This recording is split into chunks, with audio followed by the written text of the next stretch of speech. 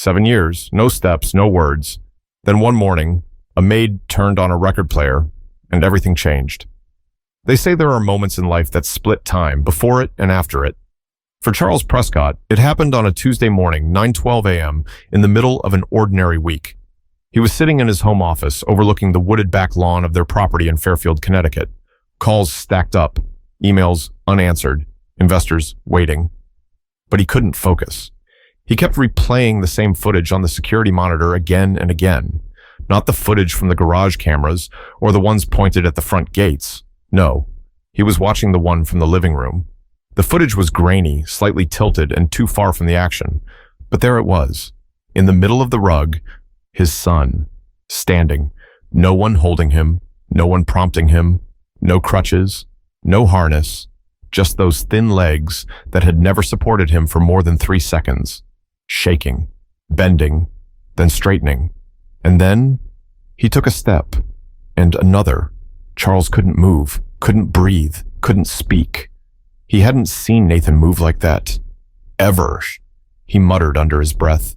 Where was the therapist? Who told him to do that? That's dangerous. But there was no therapist in the frame. Only a woman in the far corner of the living room. A dark-skinned woman in her late 40s, maybe early 50s, wearing a head wrap, a faded t-shirt, and house shoes. She was dancing, not performing, not choreographed, just moving to the music she had playing on the record player. A stack of old soul records she brought with her when she moved in a few weeks ago. She spun around, swayed, dipped low, and Nathan, just a few feet away, had watched her, eyes wide, mouth slightly open, and then stood. Charles sat back in his chair. His voice was barely above a whisper. How is this possible? That morning, everything changed in the Prescott house, but the change didn't begin in the footage. It didn't begin in the legs of a little boy who'd never known how to walk. It began days earlier with a silent child, a frustrated father, and a maid who never raised her voice. The boy, Ellis Prescott, had lived 7 years in silence. Not completely mute, no, but quiet in a way that unsettled adults and confused his peers. He never laughed, not loud anyway. He never screamed, even during physical therapy. He didn't cry when he fell out of his chair last summer and split his lip open. Instead, he stared, always watching, always listening, always still. Dozens of therapists tried to connect with him. Specialists came in with toy boxes, hand puppets, and brain scans. Nothing stuck. Charles wrote checks so large they didn't even bother to invoice him anymore. Still, the boy stayed in the chair. His mother? She hadn't been around in years. She left when Ellis was 2, unable to accept what the doctors had said, that her son would likely spend the rest of his life with limited mobility, no independent walking, and even less emotional expression. She left, and Charles buried himself in work, until the work started to feel like noise, too. The only person who stayed was Alma, the housekeeper, but even she eventually said she was too old to keep up with everything. That's when she recommended someone. A woman she said was different. Not a nurse, not a nanny, just a woman who'd been through some things and knew how to keep a house in order. Her name's Monica Traylor, Alma had told him. She's not fancy, but she's got heart. Charles didn't care about heart. He needed someone who could follow rules, keep a schedule, keep the place clean, and not make things worse.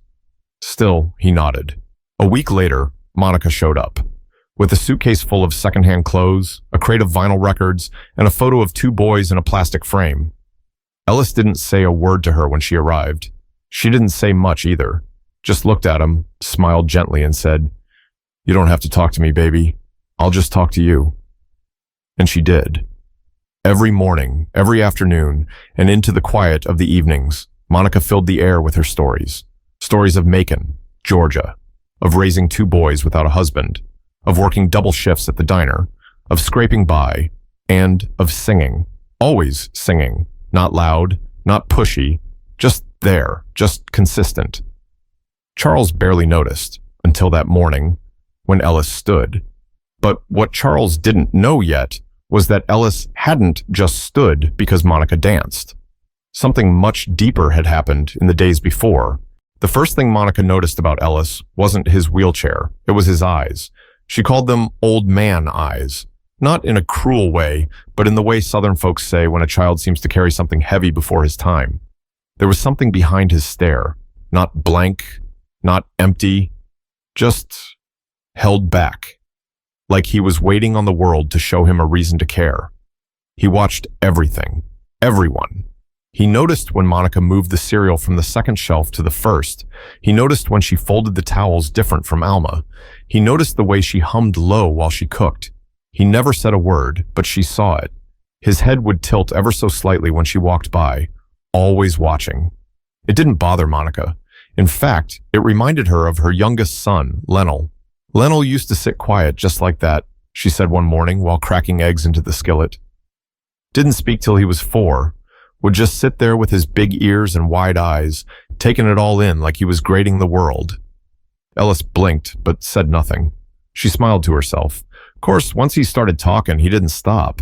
Used to wake up just to tell me dreams he had. One time he dreamt our dog robbed a bank with a popsicle stick. I told him, boy, that's the dumbest thing I ever heard. From the hallway, Ellis let out a small breath. It might have been a laugh. Maybe. Monica didn't push it. Instead, she kept talking to the boy like he talked back. She talked while she dusted, while she scrubbed the baseboards, while she ran her mop in long, slow swipes like she was painting the floor. She told him about the time Lennel tried to fry bacon with the iron, about the summer the AC broke and they slept with wet towels on their backs just to cool off, about her mama's peach cobbler and how she could never get it quite right. You know what I learned? She said one afternoon as she peeled sweet potatoes at the sink. People act like talking is the same as connecting, but most times it ain't. Some folks talk just to fill up space, but you... She looked over her shoulder toward the boy sitting in the entryway. You listen. I can feel it. Ellis didn't look away, just nodded, barely. Monica smiled, eyes misty. That nod meant more to her than any full sentence ever could. The days rolled by slow but steady. Monica started putting on her music when she cleaned. Real records, scratched and worn. She'd bring out the old Crosley she kept in her room and let it play in the mornings. Sometimes Sam Cooke. Sometimes Aretha. Sometimes the Staples singers. She didn't play them loud, just enough to hear the lyrics fill the room like warm butter. Ellis would sit by the door, not in the way, not asking for anything, just there, watching her move as she wiped windows, sang off key, and danced around the coffee table with a rag in one hand. One day, she looked up and caught him tapping his fingers on the side of his chair, barely moving. But there it was, a beat. Boy, she said, you got rhythm in there, don't you? He froze, looked up, eyes wide like he'd been caught stealing. She didn't laugh, didn't make a fuss, just said, that's good, that's real good. The next day, she left the living room door open a little wider, turned the record up just a notch louder, and when she danced a little slower, like she was waiting for someone to follow her steps. He didn't, not yet, but he watched. Meanwhile, Charles barely noticed the shift happening in his home. He'd grown used to silence, trained himself to ignore the echoes of a house that had grown too large for its family. Monica was just background noise, as far as he was concerned, a cheaper solution to a problem that didn't have one. Is she doing what I asked? He asked his assistant Gina one day over the phone. She's on schedule. Meals are on time. House is spotless. And Ellis seems calmer. Good. Keep her on for now. He didn't ask how she was doing it. He didn't care. But Ellis did. Because every word, every story, every off-key note that floated from Monica's mouth planted something deep in the boy's chest. Not hope. Not yet. Something quieter. Familiarity. The feeling that someone saw him and wasn't afraid.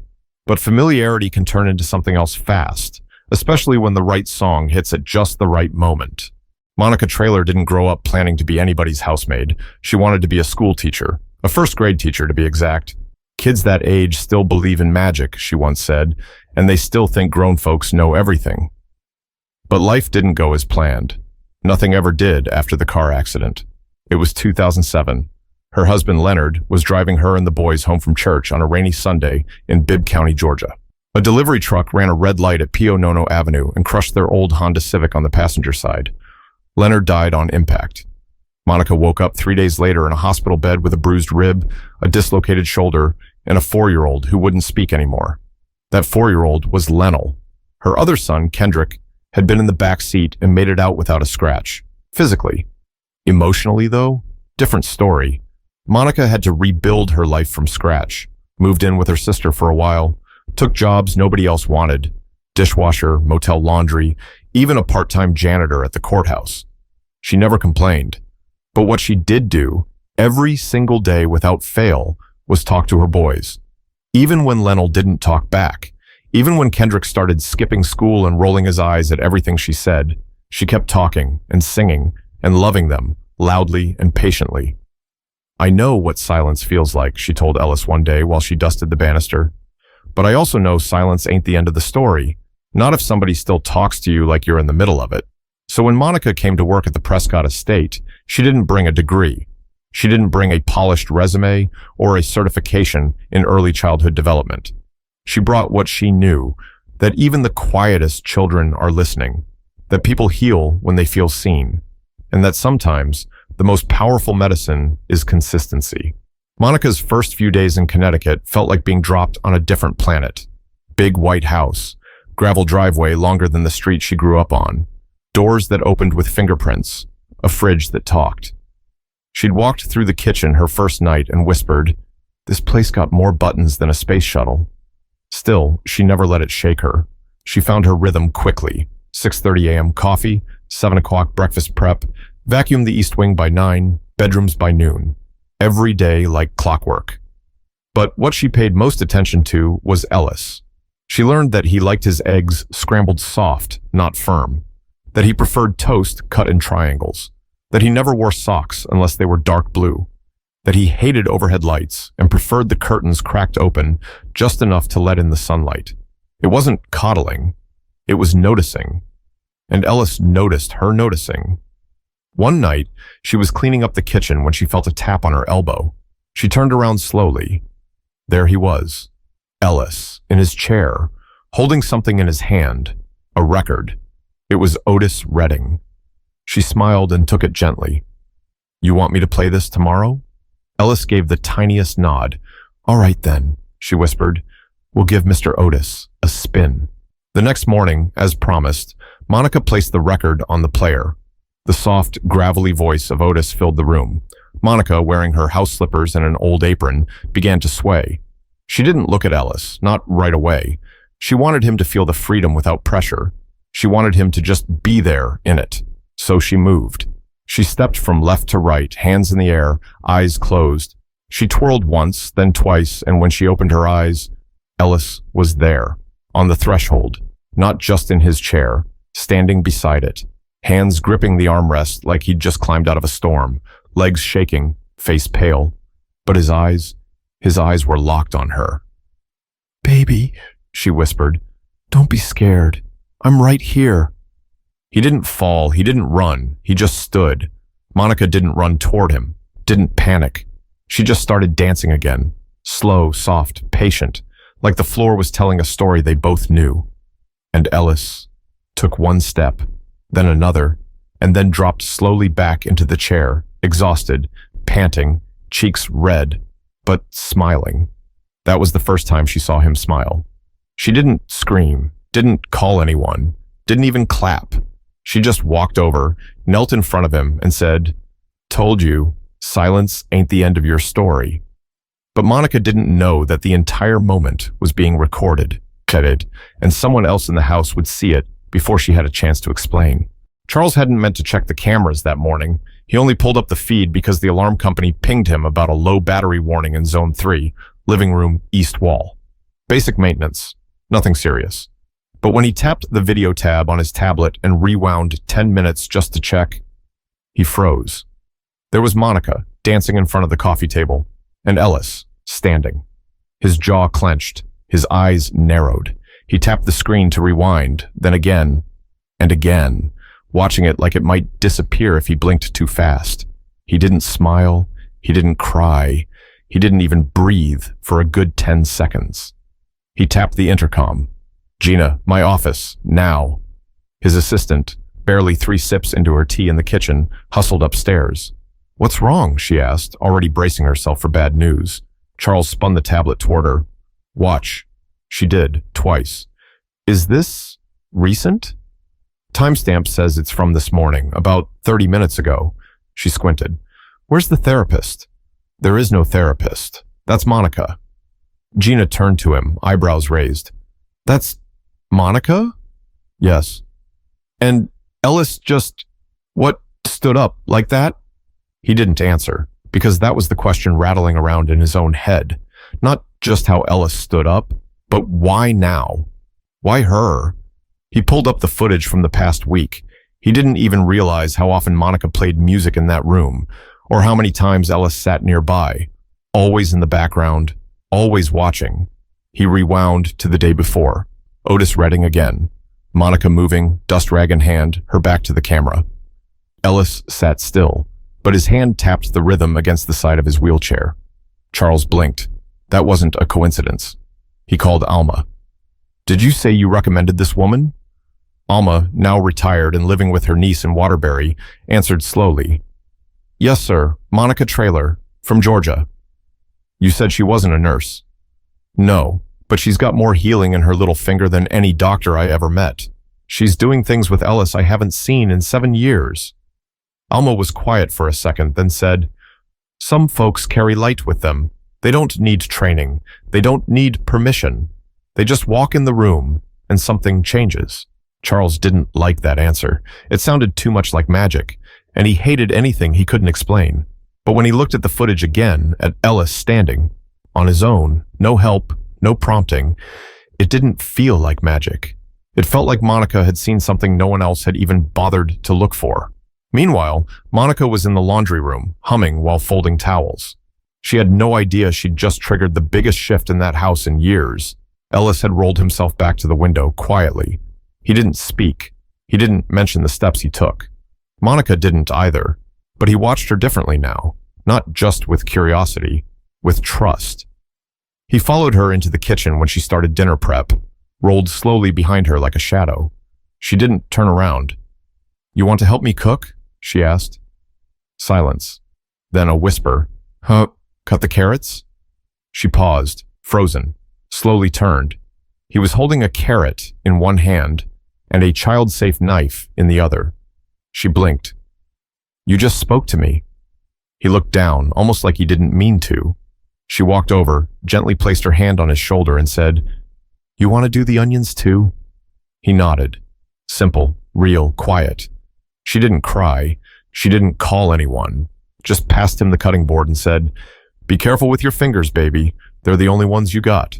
Upstairs, Charles was still glued to the monitor, watching Monica dance, watching Ellis rise, watching the moment the impossible became reality, right under his nose.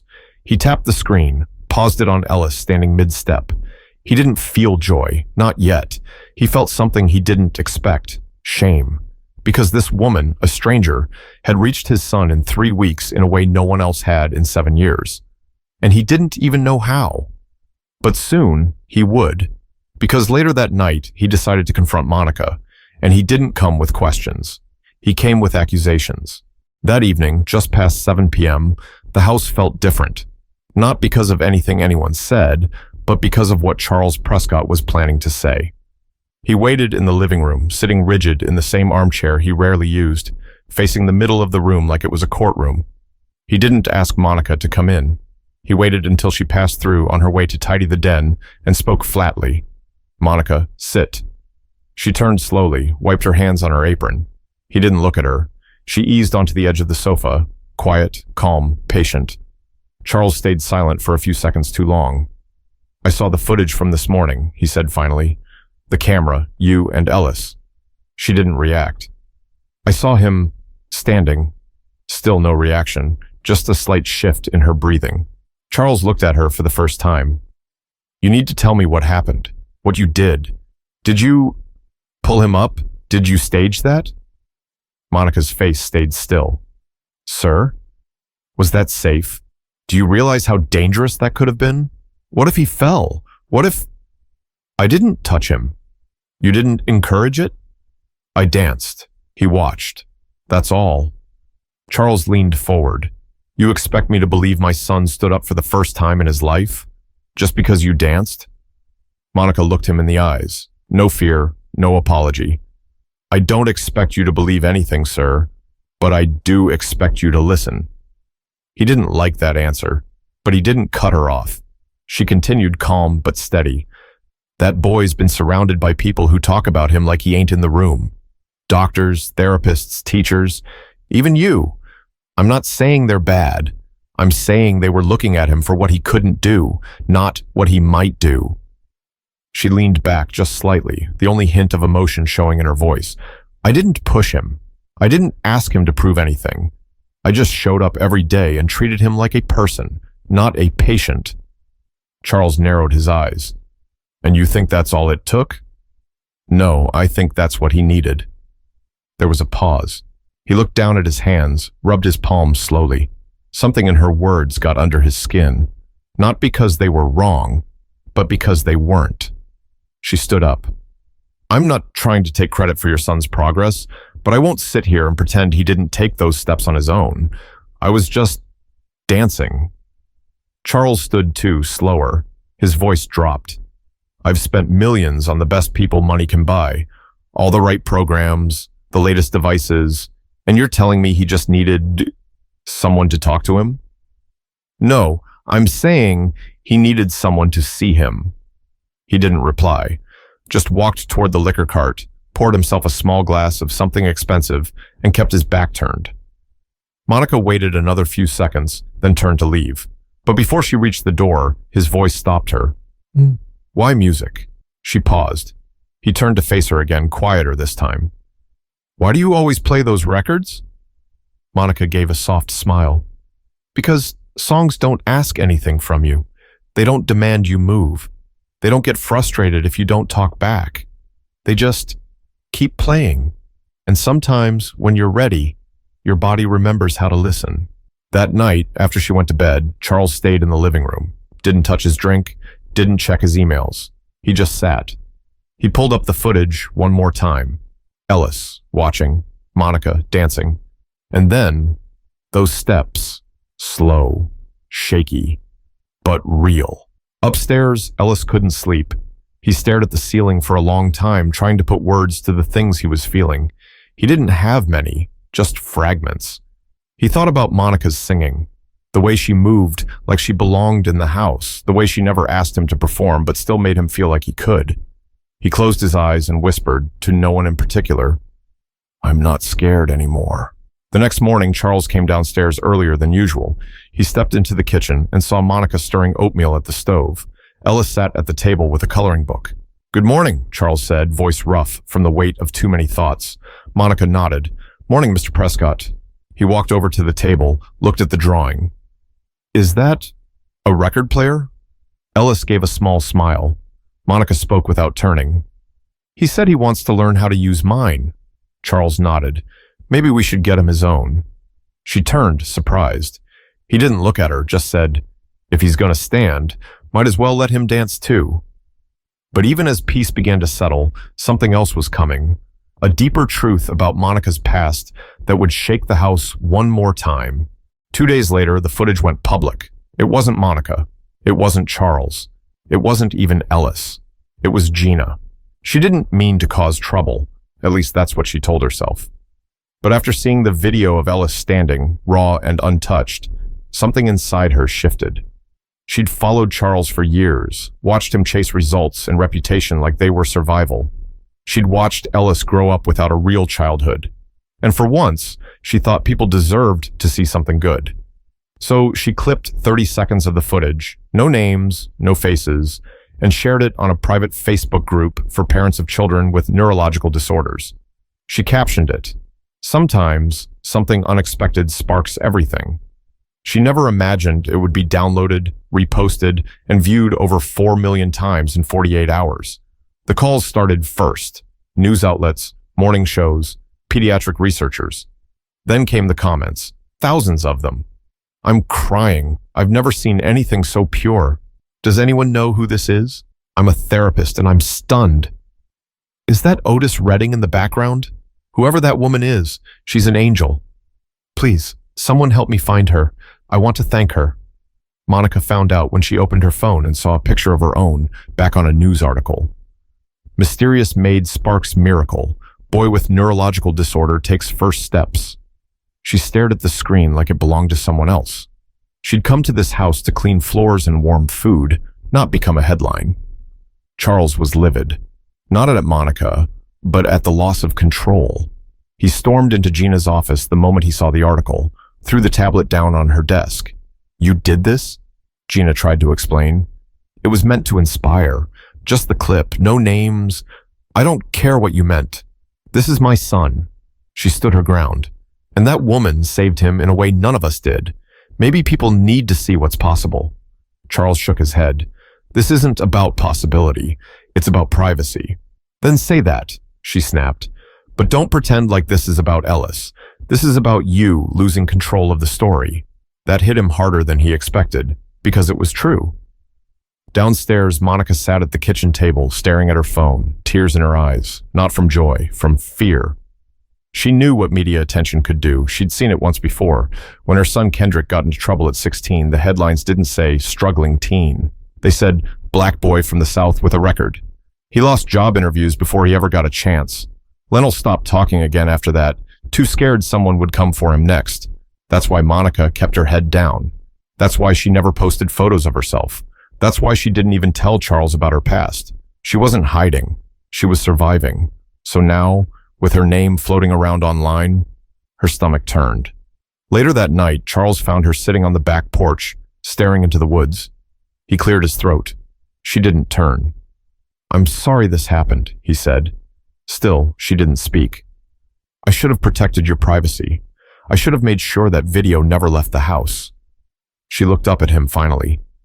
I'm not mad it got out. He raised an eyebrow. I'm mad it happened without anyone asking if I was ready. Charles nodded slowly, sat beside her. For what it's worth, he said, I didn't ask Ellis if he was ready either. I just kept trying to fix him like he was a problem. They sat in silence for a long minute. Then she said, You know, there's a reason your son stood up. Charles looked at her. Because you danced? No, because he wanted to. She turned to him. I gave him music. I gave him a beat, but he made the choice. You need to stop giving credit to everything but that boy's heart. The next day, Charles held a press conference, not as a CEO, but as a father. He stood in front of reporters, cameras flashing. My son stood up not because of some miracle, he said, voice steady. He stood because someone believed in him, someone patient, someone kind. That person's name is Monica Traylor, and she deserves to be known, not as a maid, but as a teacher, a healer, and a woman who gave my son back to me. Monica didn't attend the conference. She stayed in the kitchen, making grilled cheese for Ellis, while Sam Cooke played on low. Ellis looked up and said, Can we dance after lunch? She smiled. You bet we can. But before their lives settled into something new, Monica had one more truth to share, one she hadn't spoken about since the day she buried her husband. It was Sunday, cool breeze, late morning. Monica stood by the flower bed near the back fence, hands in the soil. Not gardening, just touching the earth. She'd done that since the accident. Said it reminded her she was still here, still breathing, still grounded. Ellis rolled up quietly beside her. He didn't say anything at first, just watched. Then softly, Miss Monica? She turned, wiping her hands on her apron. Yes, baby? Can I ask you something? Always. He looked at the dirt, then back at her. Were you ever scared to talk again? After something bad? She didn't answer right away. Instead, she pulled a folded piece of paper from her apron pocket, smoothed it out with slow fingers. It was old, yellowed at the edges. A drawing. 2 boys and a man with a crooked smile, and her, drawn with a triangle dress and long arms. My son Lennell drew this when he was 5, she said quietly, year after the crash. She handed it to Ellis. He stopped talking after his daddy died, for a whole year, but he drew pictures like these every week. It's how he told me he was still in there. Ellis traced a finger over the little stick figure faces. Monica knelt in front of him, level with his eyes. I was scared every single day, she said, but not because he was silent, Because I didn't know if he felt safe enough to come back out. She paused. You ever feel like that? Like the words are stuck? Ellis nodded. She smiled. That's okay. The words will come when they're ready. And until then, you just keep living, keep dancing, keep listening. By that afternoon, the calls slowed, the headlines shifted, the attention faded, as it always does. But something else had started to take root in the Prescott house. Ellis wasn't just standing now, he was walking, slowly, a few steps a day. Some days were harder than others, but he kept trying. He was talking more, too.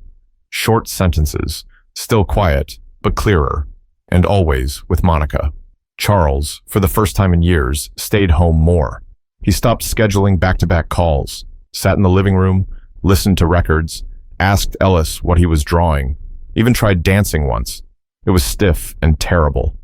Ellis laughed, loud, full-body kind of laugh. Charles looked at Monica and said, "That was worth more than any contract I've ever signed." She just nodded and handed him another record. 3 weeks later, Charles asked Monica to stay on full-time, not as a maid, as Ellis's companion, helper, whatever title she wanted. She smiled. "I'll stay," she said, "but no titles, just Monica." One night, after Ellis went to sleep, Charles and Monica sat at the kitchen table with coffee. He looked at her, then asked the question he'd avoided for weeks.